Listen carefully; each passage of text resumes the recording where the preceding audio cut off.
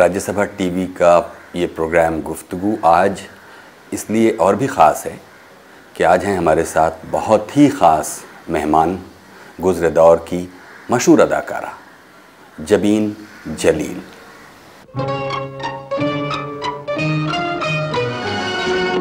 रात ये फिजाएं फिर आए या ना आए, आओ शम्मा जल के आवाज मिलके तू कहीं तू चल, दिल रहा है मचल, प्यार की राह में प्रीत की छाँव में देख कोई हलचल। कैद में है बुलबुल सयाद मुस्कुराए, कैद में है बुलबुल सयाद मुस्कुराए, कहा भी न जाए चुप रहा भी न जाए। कैद में है बुलबुल सयाद मुस्कुराए, कहा भी न जाए चुप रहा भी न जाए। कैद में है बुलबुल। अपनी शोख अदाओं से लाखों दिलों को गुदगुदाने वाली जबीन जलील करीब 40 साल पहले फिल्मों को अलविदा कह चुकी हैं। 1954 में आई फिल्म गुजारा उनकी पहली फिल्म थी और आखिरी फिल्म वचन थी जो 1974 में आई। अपने इन 20 बरसों के सक्रिय फिल्म करियर में जबीन जलील ने 34 फिल्मों में काम किया। इनमें से 6 फिल्में या तो पूरी नहीं हुई या फिर रिलीज नहीं हो सकी। 4 फिल्में पंजाबी की और बाकी 24 हिंदुस्तानी जबान की वो फिल्में हैं जिनमें उनके जादू भरे नैन हमेशा याद किए जाएंगे। जादू भरे हो गोरी तोरे नैना है, जादू भरे हो हम पे छुप छुप जुल्म करे, हो गोरी तोरे नैना है, जादू भरे हो तेरे नैना है, जादू भरे हो गोरी तोरे नैना है, जादू भरे। मशहूर फिल्मकार जोड़ी मर्चेंट आइवरी के इस्माइल मर्चेंट के शुरुआती करियर में अहम भूमिका निभाने वाली जबीन जलील को मर्चेंट आइवरी ने फिल्म हाउस होल्डर में बड़े शौक से शामिल किया। Who is she? Is she really Indian? She lives next door. I wanted to teach her discipline, but I don't think she's ready. She's just a little mixed up, that's all. Satyajit रे की film अभिजन के इस दृश्य में दीवार पर टंगा ये पोर्ट्रेट भी जबीन जलील का ही है, जो एक दौर में उनकी शोहरत की गवाही देता है। मैंने कल नाजो ने एक अजीब गल दसी सी, कहती सी कि नाजी दी अखा विच चिट्टा उतरा है। मेरी अखा विच? ये सच? ये वो फिल्म है जिसके लिए जबीन जलील को बेस्ट एक्ट्रेस का राष्ट्रीय फिल्म पुरस्कार दिया गया। यही वो फिल्म है जिसके जरिए प्रेम चोपड़ा ने फिल्मों में कदम रखा। फिल्म के हीरो थे प्रेम चोपड़ा और हीरोइन जबीन जलील। बहुत बहुत स्वागत है जबीन साहिबा प्रोग्राम में। बहुत बहुत शुक्रिया। सबसे पहले तो मैं आदाब कहना चाहूँगी हिंदी फिल्में देखने वालों के नज़र में। हमें बताइए जबीन साहिबा कि किन किन चीज़ों के लिए आपको आपके चाहने वाले याद रखते हैं, आज भी याद रखते हैं? ये तो मैं मतलब कहना मुश्किल है, लेकिन शायद मेरी अदाकारी की वजह से I was suppose to be a very natural artist, तो ज़्यादा रिहर्सल्स और ज़्यादा आर्टिफिशियलिटी वो मेरे वजूद में ही नहीं है। तो एक सादगी है जो शायद दिलों को मतलब भाती होगी। कौन सा दौर है जब आप फिल्मों में आईं और कब तक बनी रहीं? मैंने मतलब इंडस्ट्री ज्वाइन की थी 1954 टू 1968, कोई 14 साल का अरसा था। और जैसा कि हम जानते हैं कि कुछ चीज़ों में पहली बार ऐसा आपने किया, पहली बार ऐसा आपने किया, मसलन पहली बार किसी बड़े स्टार के साथ आप को स्टार रहीं, पहली बार आपने मर्चेंट, तो बहुत से पहले हो तो कुछ पहली बार की एक फहरिस्त जैसी। ज़रा मुश्किल है कहना, क्योंकि मैं फिल्म इंडस्ट्री से बिलोंग नहीं करती। तो I was a very good student. Bombay की क्वीन मैरी स्कूल में मैं पढ़ी हूँ और सीनियर कैम्ब्रिज पे मुझे डिस्टिंक्शन मिला था। तो एकेडमिक्स पे मेरा ज़्यादा ध्यान तवज्जो थी। तो एक ड्रामा था जो मैंने किया, नेक परवीन, वो कॉलेज के ज़माने में। तो उसके जैसे वो थिएटर में मतलब प्रोग्राम हुआ तो SM यूसुफ साहब और निगार सुल्ताना वहाँ ऑडियंस में थे। तो वो दोनों बड़ी मतलब नामचीन मतलब शख्सियत थी, आए मुझे मिलने के लिए, कहने लगे बेबी आप काम करेंगे हमारी फिल्म में एज ए हीरोइन। तो मैं तो बिल्कुल चकाचौंध रह गई कि ये एक बात क्या कर रहे हैं, फिल्म इंडस्ट्री से मेरा कोई ताल्लुक़ नहीं है, मुझे एज ए हीरोइन लेना चाह रहे हैं। तो मैंने कहा I am not from the industry so I don't see how I can be in this film. कहने लगे नहीं आप अपनी मतलब पेरेंट्स से बात कीजिए। तो मेरे वालिद साहब गुजर चुके थे, तो मैंने अपनी मदर को कन्विंस किया कि भी मुझे एक चांस मिल रहा है तो why don't I try for it. तो अगले दिन ही मुझे स्टूडियो बुलाया गया, ईस्टर्न स्टूडियो, जो कि यहाँ वर्ली में हुआ करता था, अब नहीं है। तो वहाँ मेरा स्क्रीन टेस्ट हुआ और वो टेस्ट बहुत अच्छा हुआ। मतलब मैं खुद ताज्जुब हो गई अपने आप को देख के, ख़ास तौर से मेरी आँखें तो ऐसे लग रही थी जैसे पूरे स्क्रीन पे छा गई हूँ।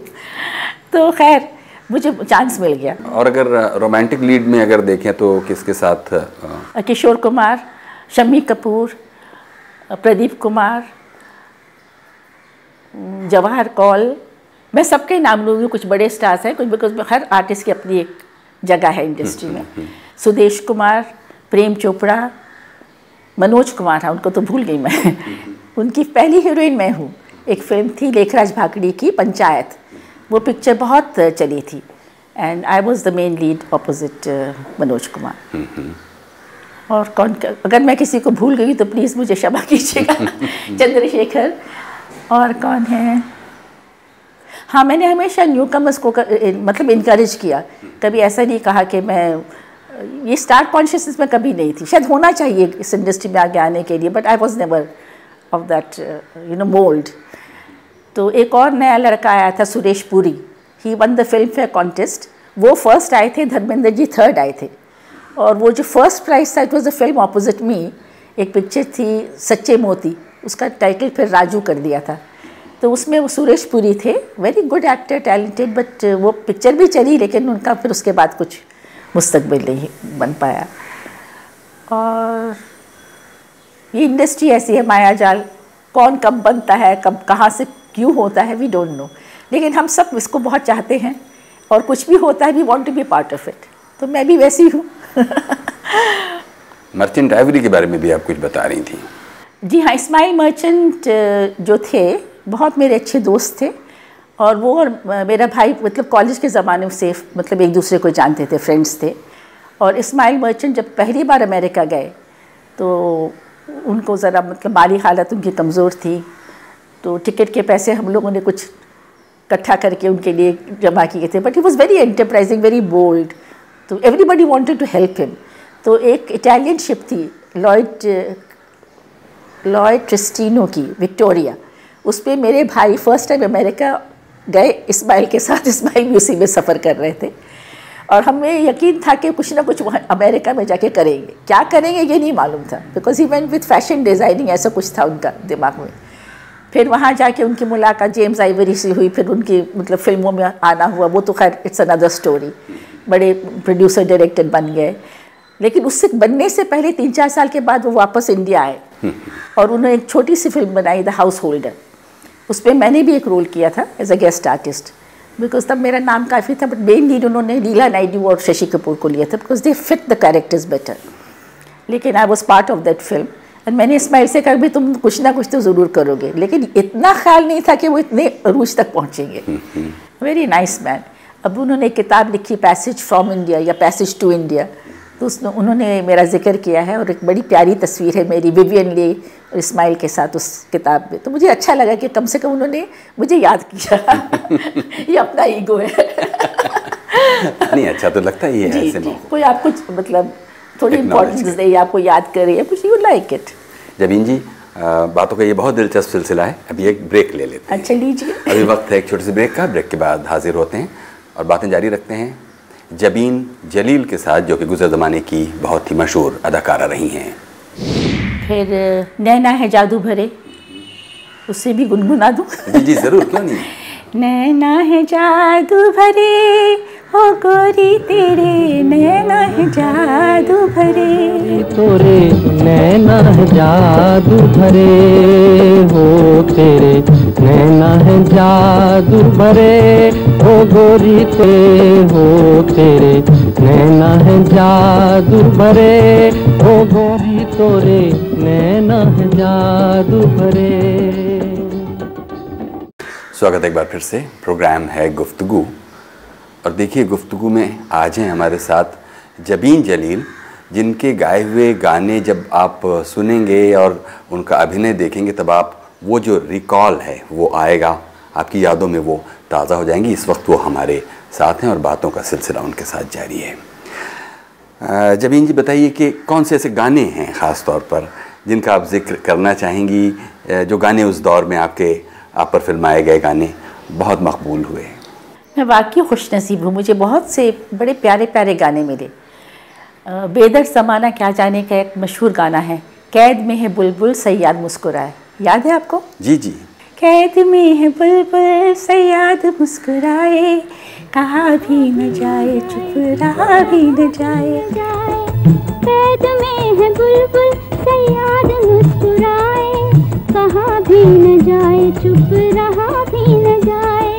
कैद में है बुलबुल। बहुत मशहूर गाना है, लता जी ने बहुत प्यारी तरह से गाया, मुझ पे फिल्माया गया। फिर नैना है जादू भरे, उससे भी गुनगुना दूँ? जी जी ज़रूर, क्यों नहीं। नैना है जादू भरे हो गोरी तेरे, नैना है जादू भरे हो हम पे छुप छुप जुल्म करे, हो गोरी तोरे नैना है जादू भरे हो तेरे, नैना है जादू भरे हो गोरी तोरे, नैना है जादू भरे। ये बहुत अच्छा गाना था।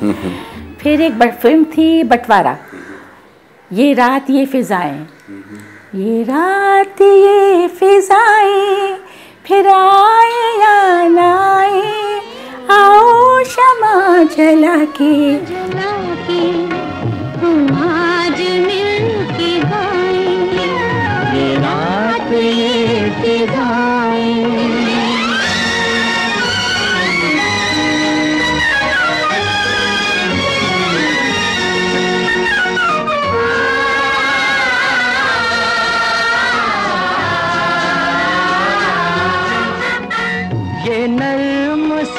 खामोशी ये रेशमी अंधेरा, कहता है कुछ न बोलो रुक जाएगा सवेरा।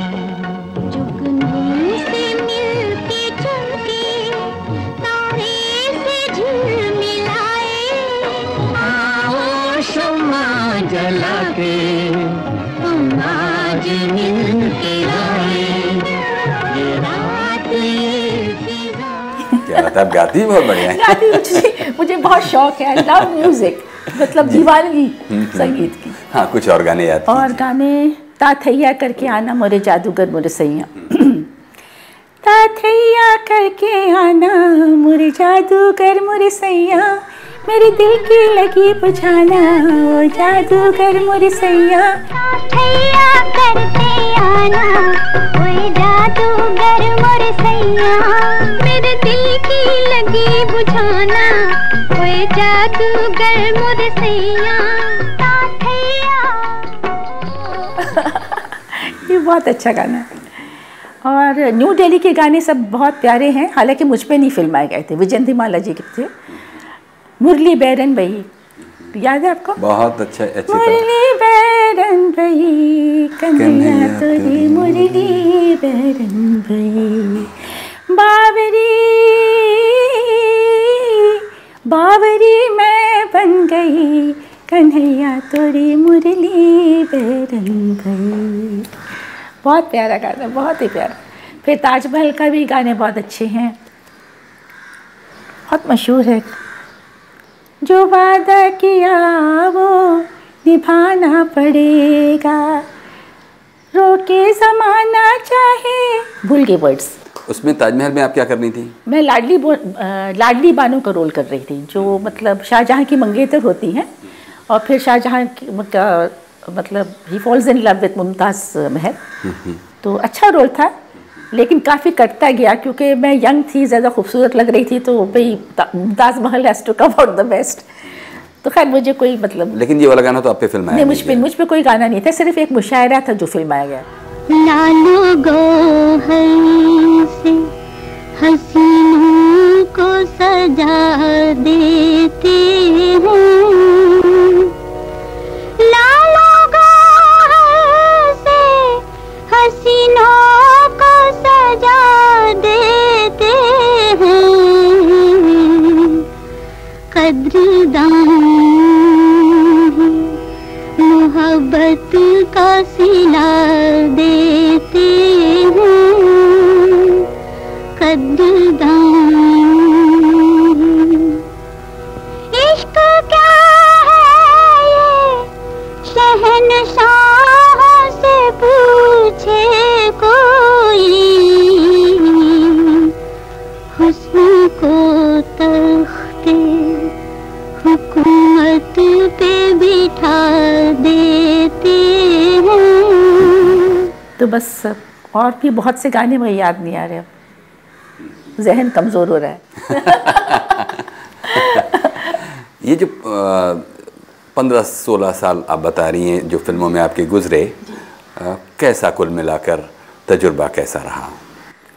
कुछ अच्छा कुछ बुरा, क्योंकि मैं सही तस्वीर पेश करना चाहती हूँ ताकि लोगों को, कई लोग बेचारे इंडस्ट्री में आ जाते हैं बहुत एक्सपेक्टेशंस के साथ, मतलब ये सीरियस भी थोड़ा इंसान को होना चाहिए, तो और बहुत बदगुमानियाँ होती हैं, सफरिंग होती है, it's not easy to become an actor और अ स्टार, और people show that they care but nobody cares, it's all pretence. तो अब में इतनी हिम्मत और जिगर होना चाहिए यहाँ टिकने के लिए, तो इसलिए मैं मतलब ये बात कह रही हूँ। और अगर आप बहुत जैसे मासूम होते हैं छोटी उम्र में, जैसे मैं was only 16 when I joined, तो you are not prepared for life. तो कुछ हादसे ऐसे हुए जो मुझे मतलब मेरे दिल को बहुत सदमा हुआ, चोट पहुँची, but I have grown out of it. जैसे एक दफ़ा मैं फिल्म के लिए साइन हुई एज ए हीरोइन, पिक्चर की शूटिंग भी हो गई, मेरे रशेस बहुत अच्छे आए थे, I was looking very good, I work very good, but suddenly they cancelled me for no rhyme or reason from my part. So that was a big shock. I could not take it. So I went into a little depression for 7-8 days. तो ये सब चीज़ें होती, but then life has to move on.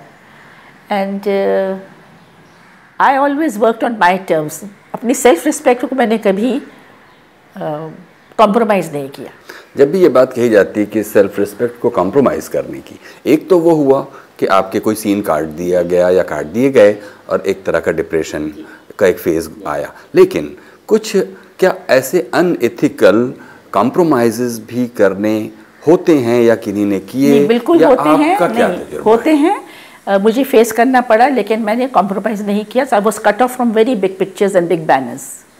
तो ये मैं इसलिए कहना चाहूँ, मुझे किसी से मलाल नहीं है, but people should know it is not a very रोज़ी पिक्चर जो प्रिटेंड करते हैं और सब अच्छा है and everybody is a friend and all.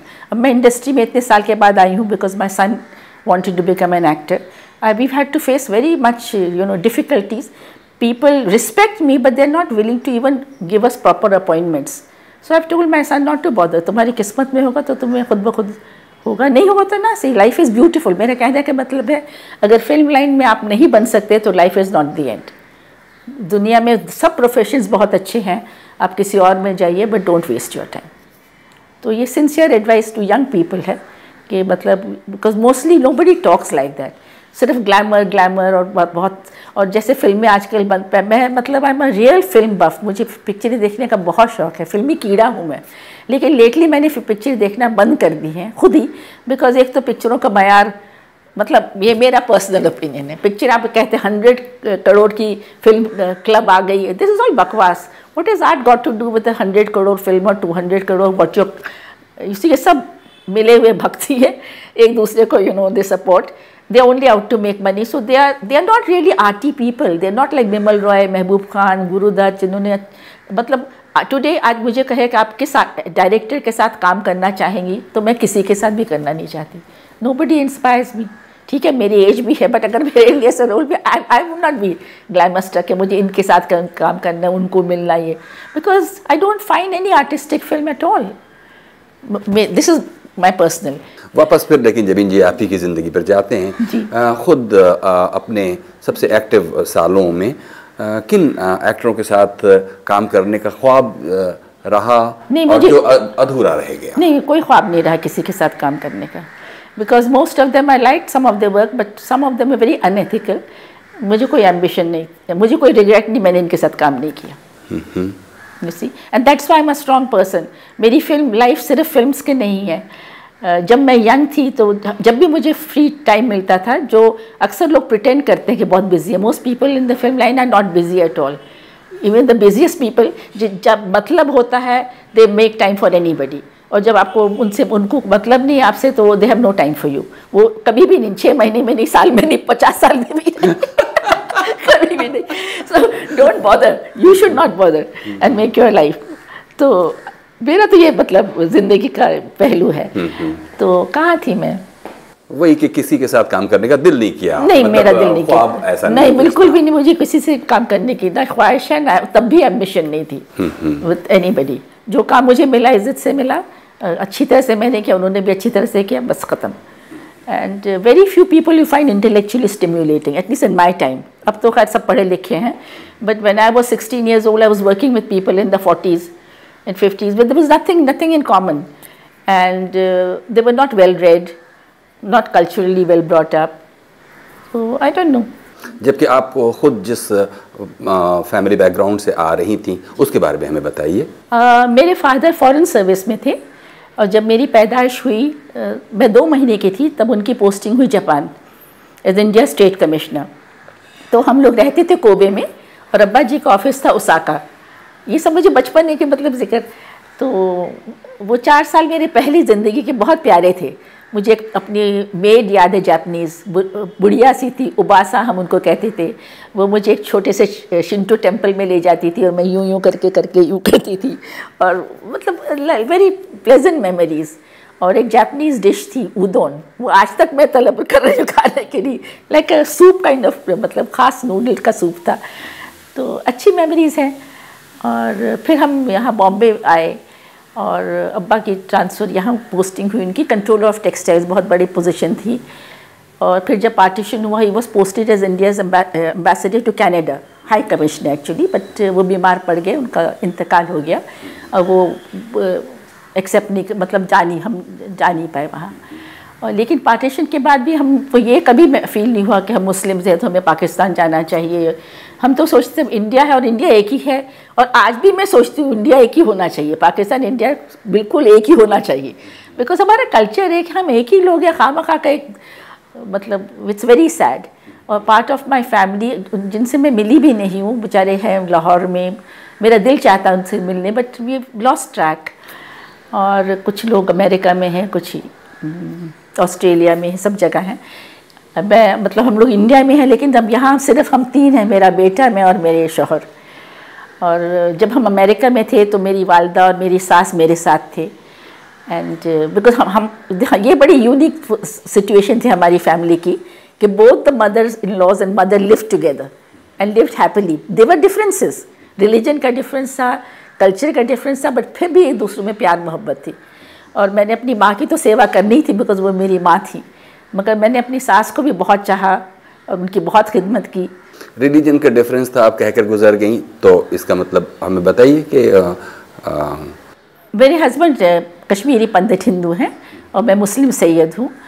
तो जब उन्होंने मुझे प्रपोज किया तो मैंने कहा ये तो हो ही नहीं सकता, because I don't think my mother would accept. उन्होंने जो प्रपोज किया वो इसलिए कि आप फिल्मों की बड़ी जानी मानी नाम थी? नहीं, खैर ये भी हो नहीं, ये तो बात नहीं है, लेकिन वो मेरे ब्रदर कोलीग्स थे एसओ कंपनी में, बहुत बड़ी अमेरिकन मल्टीनेशनल कंपनी है. और इत्तेफाक से मेरी उनसे मुलाकात हुई पहली दफ़ा बॉम्बे के ताजमहल होटल में, एक कॉफ़ी शॉप है सी लाउंज, हम वहाँ गए थे मैं और मेरा भाई. तो इतने में ये एक बड़े नौजवान स्मार्ट से शख्सियत तो आए सामने, तो जब मेरे ब्रदर ने इंट्रोड्यूस किया तो उन्होंने झुक के सलाम किया था बात, तो मुझे दिमाग में आया कि मुस्लिम है, पता नहीं उनका कल्चर, नाम भी मैंने ठीक से नहीं सुना। फिर बाद में पता चला कि उनका नाम भी अशोक काक कश्मीरी पंडित है, comes from a very good family. और उनके नाना थे chief justice Kitchlu Kashmir high court के। मेरी सास उस ज़माने में बीएड करके इसकी नैनीताल में बिरला स्कूल की प्रिंसिपल रह चुकी हैं। तो मतलब it's very educated, very nice polish family. मतलब हमारा डिफरेंस था और फिर भी डिफरेंस नहीं था, बिकॉज हमारी लैंग्वेज एक थी, खाना पीना एक था, and we were not trying to change each other. हमारी शादी भी सिविल मैरिज हुई because I didn't want to convert and I didn't feel that since I don't want to change why should I ask my husband to change. I didn't think that was right. और आप जो होते हैं आपको उसी में रहना चाहिए, बिकॉज अल्लाह ने चूज़ किया कि आप वैसे, नहीं तो वो अल्लाह चाहते हैं कि मैं हिंदू होती तो I should have been born in a Hindu family. अगर अल्लाह चाहता है मुस्लिम या क्रिश्चियन है, जो भी है, I don't believe in conversion, because I really believe truly essence के अल्लाह है, भगवान है, गॉड है, सब एक ही है, मगर आपको अच्छा इंसान होना ज़रूरी है। जबीन जी, बातों का ये जो सिलसिला है ये इतना दिलचस्प है कि लगता है कि आपके साथ कई एपिसोडों में बातचीत होती है। मेरा भी दिल चाहता है कि ज़्यादा बात करूं, बातचीत ख़त्म ही ना हो, ऐसा लगता है। लेकिन फ़िलहाल प्रोग्राम के इस हिस्से में आपसे इजाज़त लेंगे और बातचीत का अगला हिस्सा हम अगले हफ्ते फिर आपके साथ होंगे। जबीन जलील जो कि गुज़रे दौर की खूबसूरत मशहूर अदाकारा रही हैं, उनके साथ बातचीत का ये सिलसिला अभी जारी है। प्रोग्राम का अगला हिस्सा देखिए अगले हफ्ते।